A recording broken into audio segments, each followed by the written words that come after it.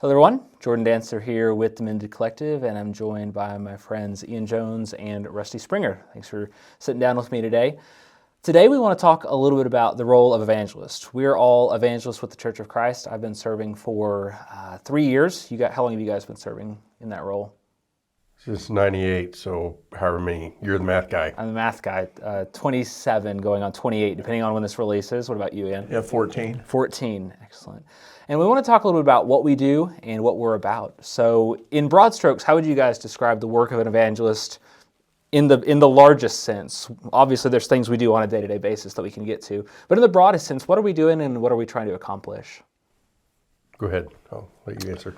Well, I think first and foremost, just by the word itself, it's good messenger. Sure.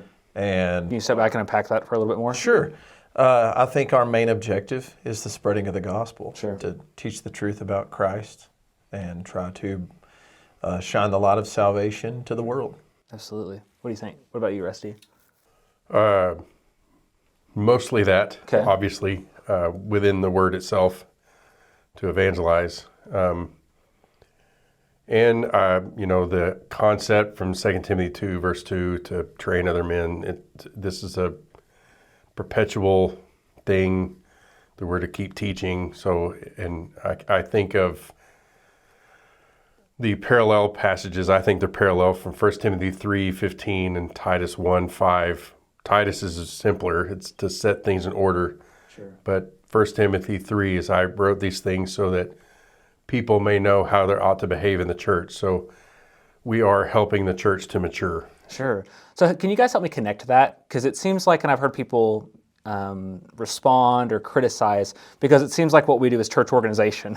A lot of times we wear that hat and they say, well, you're evangelists. You should be preaching the gospel. How do we put, are those things disconnected? How do we think about those? Jesus connected them in the Great Commission. Okay.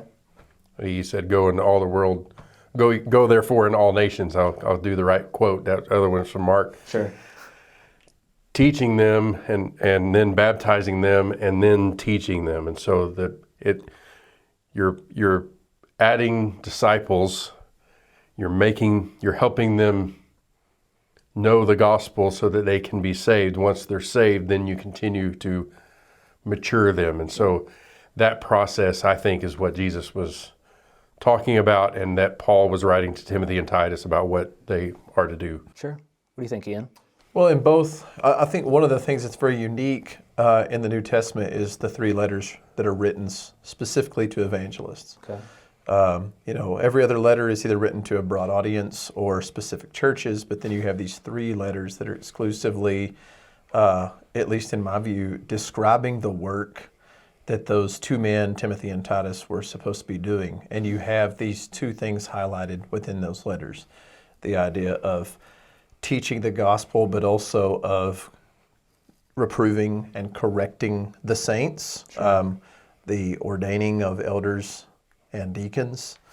There's other things that are a part of that work, but I think if you look at the foundation, that idea of setting in order is just like Rusty said. There's the purpose is to help the saints and the church as a whole to mature and to grow. Yeah, absolutely. I think that's really helpful. As I kind of think about it, essentially, if you get some people saved, you get people there in obedience to the gospel, you've got a group of people that have to figure out how to function. And in a lot of ways, you may think, okay, well, the evangelist just preaches the gospel. But eventually, if you do that well enough, you're going to have people that you got to figure out how to organize. Right. And really, the notion of it, as we see the work of an evangelist, is that setting in order is helping them to where they can function in their own way as a mature body of believers. That as we've been sent out by churches that are mature bodies of believers, that have elders and that have teachers and that are functioning well and in a healthy, mature way. And so as we go and insert ourselves into that in various places, we're participating in that work now that continues on. Would you guys say that's a fair representation of what we do? Yes, it kind of brought to my mind the concept or the illustration, if you will, of a parent. Sure. The job isn't over when you birth the child. Sure. Really, it just begins. And so the responsibility to the parent is the next few years, and then they're working to mature that child until that child can go and function on its own. And I kind of view our work very similar to that. We birth the child. Sure. although we're not doing the birthing, we're just introducing them to the one that can. But then once they become a Christian, we help them to mature, and then they're on their own. And, we go on to the next birthing phase, or however you want to word that. So yeah, and so in that case, whereas in a lot of ways, as we think about the maturity of a congregation, there's a major torch passing that goes on with the appointment of elders. That in some sense, evangelists are working with the authority to do these things and to charge the saints. And then there's a very serious change in role. Would you guys agree with that as elders are appointed? So let me ask this question here. Once you've got elders in place, how do evangelists continue to work? Because it would seem like, okay, we're at the finish line now, and you go down the road. But I know you and I both work in congregations where there are existing elderships. Are we not fulfilling our role, or how do we think about our role and the place where we're at in the context of the biblical vision for evangelists? Well, I think this question actually is pretty easily answered by Scripture. So Timothy is in Ephesus when Paul writes the first letter. Ephesus had elders, and we know this from the book of Acts. We look back at Acts 20. Acts 20, and on the timeline, takes place before Paul writes the letter to Timothy. And so the instructions that he gives Timothy throughout that letter are in a congregation where he is under an eldership. Yeah. And so I think if we look at it that way, we understand that elders don't supersede the authority of elders. They work along with... Evangelists don't supersede the authority. Yes, thank you for correcting that. So say that again with the qualifiers you meant. Yeah, let's just back up. Yeah, let's back up. Let's back up.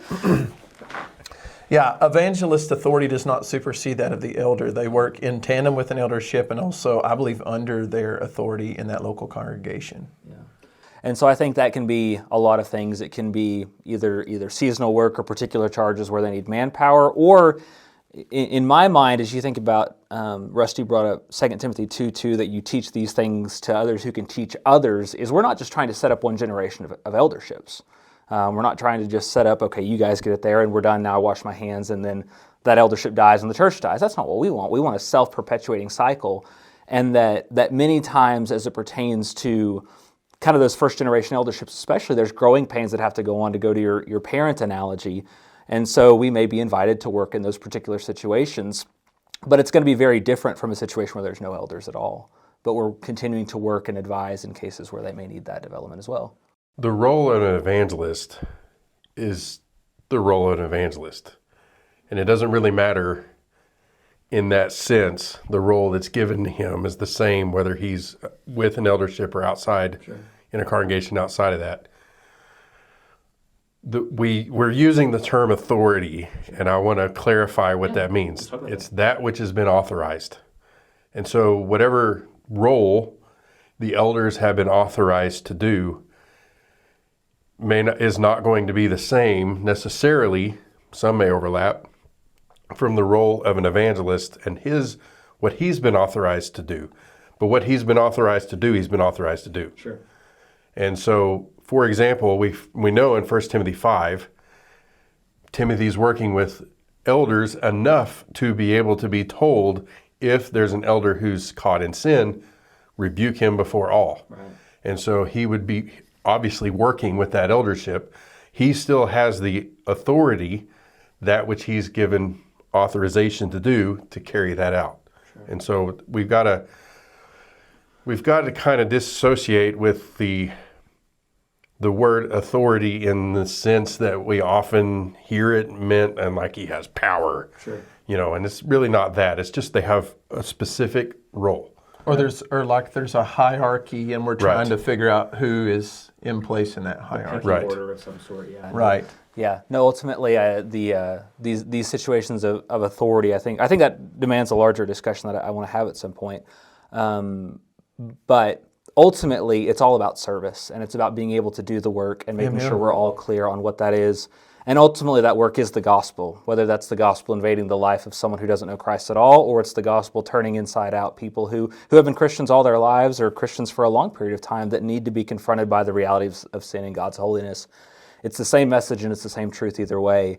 And these structures and church organizational structures can provide momentum. It can be a blessing to people in that truth getting into their hearts.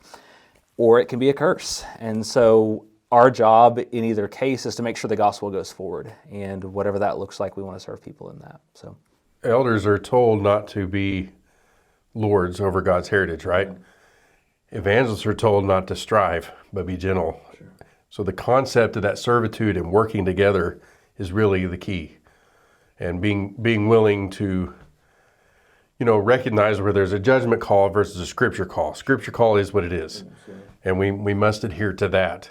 But when it comes to a judgment call, we just need to be willing to submit to the other. Absolutely. Yeah, I think it's a great spirit to have, and I'll say, just kind of as we wrap this up, it's the best thing I've ever done in my life. It's an amazing experience, and we're so blessed to get to do that, and blessed to everyone who supports us in those ways. And so thank you, and we hope we get to keep doing this. Yep.